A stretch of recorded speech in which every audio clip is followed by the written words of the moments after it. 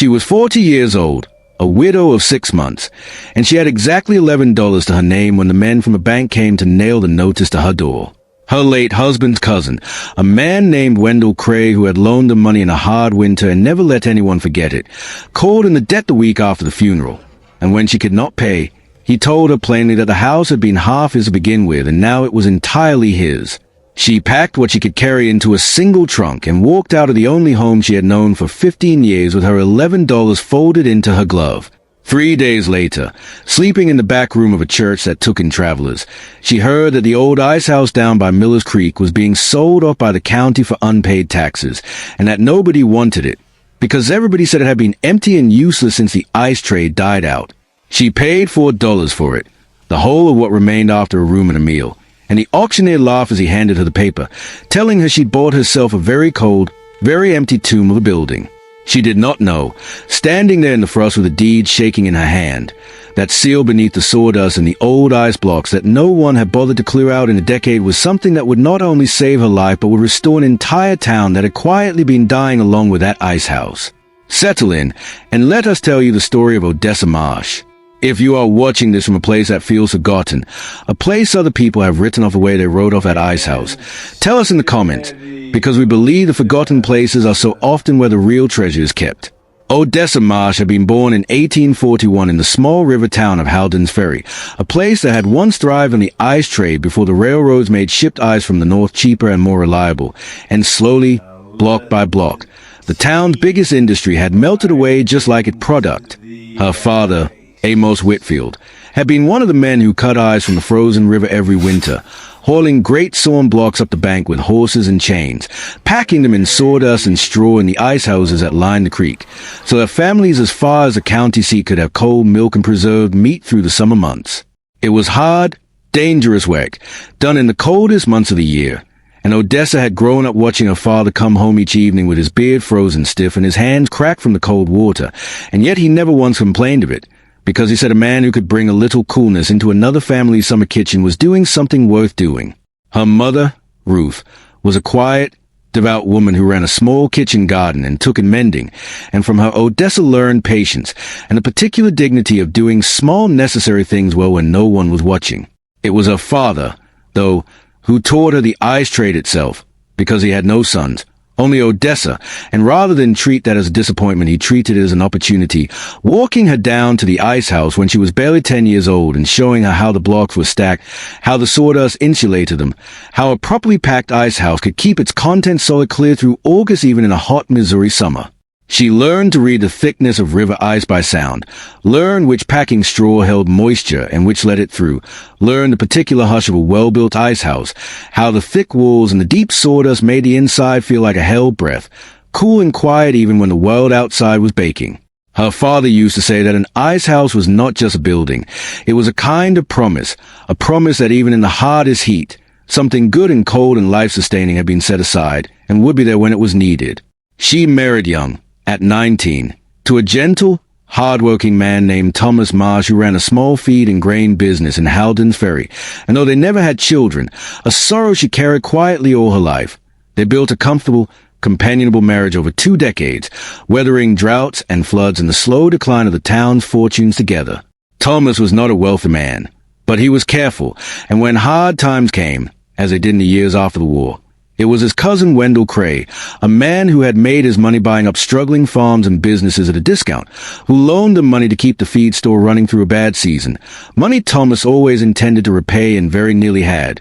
before the fever took him suddenly in the autumn of 1881, leaving Odessa a widow with a half-paid debt and a cousin-in-law who had never much liked her and saw no reason to be generous now that his cousin was gone. The fall came swiftly and without much mercy. Wendell Cray arrived at the house not 2 weeks after the burial, dressed in his good coat, carrying the papers Thomas had signed years before, and he explained, not unkindly in his tone but entirely without warmth, that the loan had named the house itself as surety, and that with Thomas gone and the debt unpaid, the house was now legally his. Odessa had tried to reason with him, reminding him that Thomas had paid down nearly all of it, that she had the ledger to prove it, but Wendell produced a different set of figures, ones that showed interest compounding in ways he did not fully understand and could not afford a lawyer to dispute, and in the end the county recorder sided with the paper, not with the widow. She was given 11 days to vacate. Her neighbors, many of whom she had known her whole life, offered sympathy but little else, because times were hard for everyone in Haldon Ferry that year. The old ice trade long dead, the grain mill struggling, half the young people gone off to bigger towns, and nobody had room or money to spare for a woman put out of her home, however unjustly. She sold what furniture she could, gave away what she couldn't carry, and packed a single trunk with her mother's quilts, her father's old ice tongs which he could not bear to part with, a photograph of Thomas, and her $11 in coin and small bills folded carefully into a glove for safekeeping. Her first nights as a widow and a woman without a home in the back room of the Methodist Church, where Pastor Ainsley Cobb and his wife Delia took in travelers and the temporarily destitute without asking many questions, and it was 3 days after losing her house, that she overheard two men talking about the county tax auction to be held that Saturday, an auction that included, among a handful of abandoned lots and derelict buildings, the old Icehouse down on Miller's Creek. Unused now for the better part of 10 years, its roof sagging, its foundation said to be half-rotten, a building nobody in Haldon Ferry wanted because it stood as a kind of monument to everything the town had lost. She went to the auction not because she had any plan, but because $11 was not enough to rent a room for more than a week or two, and she needed, desperately, some kind of roof, however humble, that could not be taken from her by another man's paper. The auctioneer, a brisk, sunburned man named Garrett Fell, ran through the lots quickly, and when he came to the Icehouse, he made a joke of it, calling it for walls and a memory, and nobody bid at all until Odessa, standing at the back in her mourning black, raised a hand and offered $4, which was, absurdly, more than anyone expected the property to be worth. There was a ripple of quiet laughter through the small crowd, and someone near the front muttered that the widow Marsh had lost her house and now her sense along with it. But Garrett Fell, who had known Thomas Marsh and had some sympathy for his widow, banged his gavel and sold it to her for $4 even, and handed her the deed with an expression that was more pity than congratulation. She walked down to Miller's Creek that same afternoon to see what she had bought, and the sight of it, sagging and gray and half-swallowed by weeds, might have broken a lesser spirit. But Odessa had grown up around ice hoses, and she knew that a slumping roof and a weathered door did not necessarily mean a ruined building. She pried open the heavy door, which groaned on its hinges, and stepped into a darkness that smelled of cold earth and old sawdust and something faintly mineral underneath, and when her eyes adjusted, she saw that the icehouse had never been properly emptied, that beneath a thick blanket of undisturbed sawdust and a scattering of ancient straw, there were still shapes, long low mounds, that her father's training told her instantly were not empty space but packed ice blocks, ice that by all right should have melted away completely a decade ago in an abandoned, unmaintained building. She knelt and dug her bare hand into the cold sawdust, and beneath it her fingers met not water-softened rock but the hard, unmistakable, impossible surface of solid ice, and she sat back on her heels in the near darkness, her heart beating fast, understanding that something about this ice house was not as it seemed, that ice which had been gone for years had somehow been kept deliberately, carefully, and that meant someone had been maintaining this building in secret long after the town believed it abandoned. Over the following days, working quietly and telling no one what she suspected, Odessa began the slow, careful work of clearing the icehouse, block by frozen block, the same patient labor she had learned at her father's side 30 years before. She found that the building had been packed far more deeply than any commercial icehouse she remembered, the sawdust insulation nearly twice the depth her father had always used, and she began to understand that whoever had last worked this icehouse had built it not merely to preserve ice through a summer, but to preserve something through years, perhaps a decade or more. Deep in the coldest, most heavily packed corner, beneath the largest and oldest block of ice, her tongue struck something that was not ice at all but metal, and her breath caught as she worked the block free and saw, embedded and frozen solid within the ice itself, a long iron strong box, its surface pitted but intact, clearly placed there and frozen in deliberately, a technique she had heard her father mention once. Old-timers talk of hiding valuables inside ice during hard times, because thieves and even soldiers passing through in wartime rarely thought to search a block of frozen water for anything worth stealing. It took her the better part of 2 days, working with hot stones wrapped in cloth and careful patience, to melt the box free without damaging whatever was inside. And when at last she pried open its rusted lid in the gray afternoon light filtering through the icehouse door, she found not gold, not coin, though there was some silver currency inside, but something that made her sit down hard on an overturned crate, a bundle of papers wrapped in oilcloth, ledgers and letters, and beneath them, folded carefully, a set of original deeds and mining claim papers for a small but genuine silver seam in the hills above Halden's Ferry, claims that had been filed and paid for legally back in 1858 by a prospector named Josiah Teal, along with a letter, still legible despite the years, explaining that Teal had struck a promising vein but had fallen gravely ill before he could work it, and had entrusted his Icehouse keeper friend, a Halden's Ferry man named Ezra Coombs, to preserve his claims in ice against fire, flood, and dishonest man, with instructions that if he did not return within a year to claim them himself, the finder should use them for the good of the town that had sheltered him in his final illness, since he had no family of his own to leave them to. Odessa understood almost at once what she was holding, both the enormity of it and the responsibility,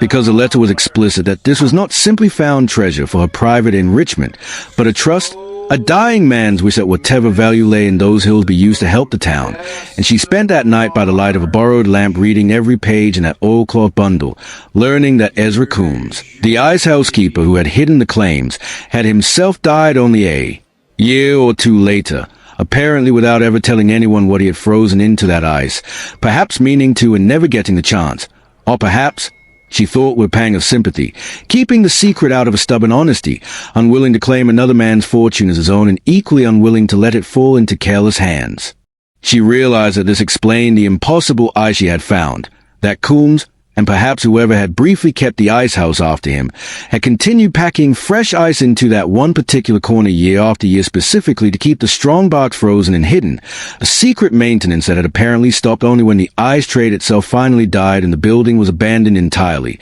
though even then the deep old ice, insulated by that unusually thick sawdust, had lingered on, unmelted, waiting. She copied the claim numbers and township descriptions into her own hand that night, memorizing them the way her father had once taught her to memorize the thickness of good river ice, and she understood that she now held the means, if the claims were still valid after all these years, to change not only her own fortunes but the fortunes of a town that had been quietly dying since the ice trade left it. The difficulty, of course, was that she could not simply walk into the county recorder's office and stake her claim, because the moment word got out that the widow Marsh had found something valuable in her $4 Icehouse, there would be men eager to take it from her, and chief among them, she knew with a sinking certainty, would be Wendell Cray, who still held the deed to her former home and had shown himself entirely willing to use paper and process against a woman with no means to fight. Back, she went first, quietly, to Pastor Cobb, whom she trusted, and through his connections to a circuit judge who visited the county twice a year, she was able to get a discreet legal opinion confirming that unworked mining claims from that era, if the original filing had been properly recorded at the Territorial Land Office, which Teal's careful paperwork showed it had, remained valid indefinitely so long as someone came forward to formally take up the claim and begin working it, which meant the silver seam in the hills above Halden's Ferry was, in effect, still hazed the claim, exactly as Josiah Teal had intended it should be for whoever found his hidden trust. But word travels in a small town, and within 2 weeks whispers had begun that the widow Marsh's worthless Icehouse had turned up something, though nobody knew quite what, and Wendell Cray, sharp-eyed and never a man to let an opportunity pass him by, came to see her himself, all false warmth this time, suggesting that since the Icehouse sat on land near his own holdings, and since he had, after all, been generous with credit to her late husband, perhaps she would consider selling him whatever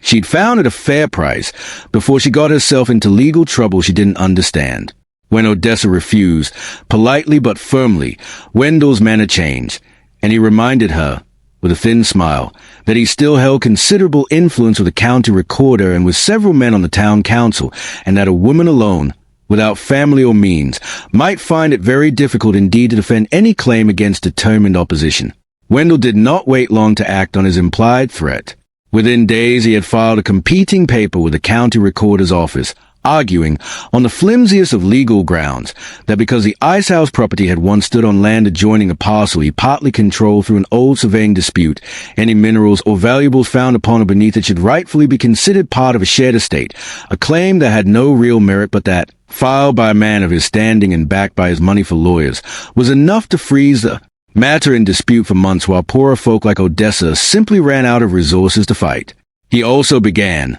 more quietly and more cruelly, to spread word around town that the widow Marsh had likely stumbled onto stolen property, perhaps even Confederate gold hidden during the war, hinting that her claim to it was itself dishonest, working to poison opinion against her before she could gather support. Odessa found herself, once again, nearly friendless in the fight, watching neighbors who had known her for decades hesitate to be seen taking her side against a man as influential as Wendell Cray. And there were nights in that cold Icehouse, wrapped in her mother's quilts, when she wondered if she had simply traded one hopeless situation for another, more elaborate one. But she had Josiah Teal's letter, and she had Ezra Coombs's careful, decade-long silence and sacrifice, and she found in both of those men's quiet integrity a kind of backbone for her own. She began, patiently and without fanfare, gathering support of her own, first from Garrett Fell the auctioneer, who had genuine legal knowledge of property law and no love for Wendell Cray's sharp dealing, then from Pastor Cobb, whose words still carried weight in Howden's Ferry,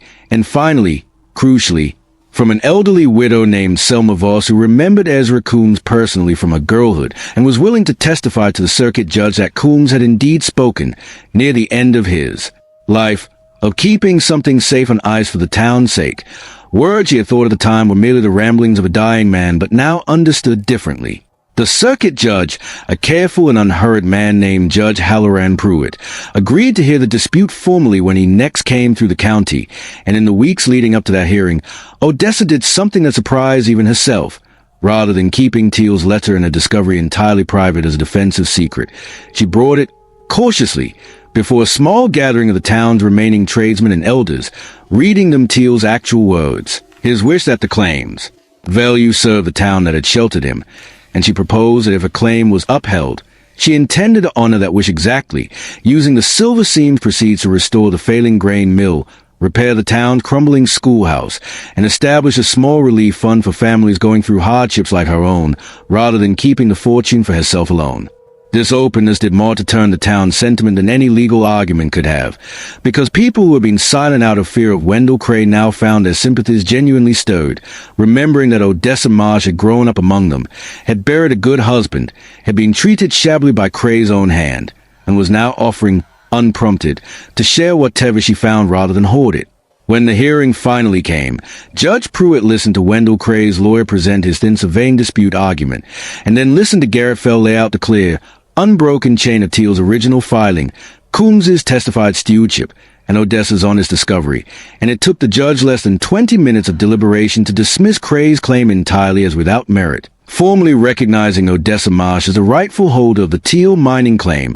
free and clear. What followed was not an overnight transformation into wealth, so much as a slow, steady turning of a town's fortunes, exactly as Odessa had promised. The silver seam, once properly surveyed by men she hired honestly and paid fairly, proved real though modest, enough to be worked profitably for some years rather than to make anyone instantly rich, and Odessa, true to her word and to Josiah Teal's original wish, used the first proceeds to repair the grain mill that had been Thomas's business, putting men from the town back to steady work, and then to re-roof the schoolhouse before winter, and then to establish, with Pastor Cobb's help, a small fund that quietly helped other families facing debts and losses the way she once had. Wendell Cray, his reputation badly damaged by the public airing of his false claim and his earlier treatment of a grieving widow, found former associates and even his own lawyer growing distant, and within a year he sold off several of his more aggressively acquired properties, including, in a turn Odessa had not expected but received with quiet grace,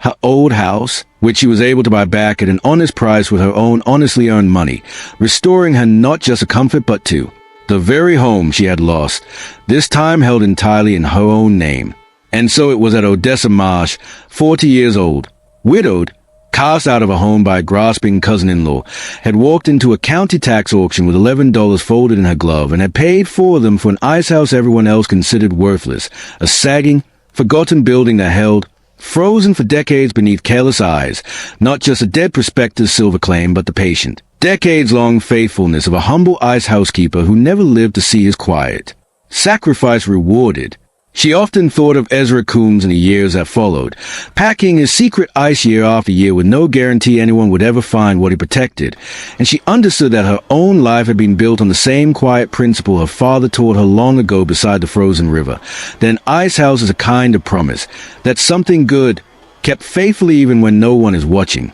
will be there exactly when it is needed most. The town of Haldon's Ferry did not become a booming city because of the silver seam, but it became, once more, a place where a widow's mill turned steadily, where children studied under sound roof, and where people remembered that the women everyone had quietly pitied for buying a worthless icehouse had, in the end, kept the dying stranger's promise better than anyone in town, including herself, could have imagined. Thank you for spending this time with us and with Odessa Marshy's story. If it moved you, we'd be grateful if you'd share it with someone who needs reminding that value often hides in places others have already written off. We'd love to hear from you in the comments. What is a time in your own life when you found real worth in something other people had dismissed as useless? And what did it teach you about patience and about faith kept quietly? Until next time, stay close.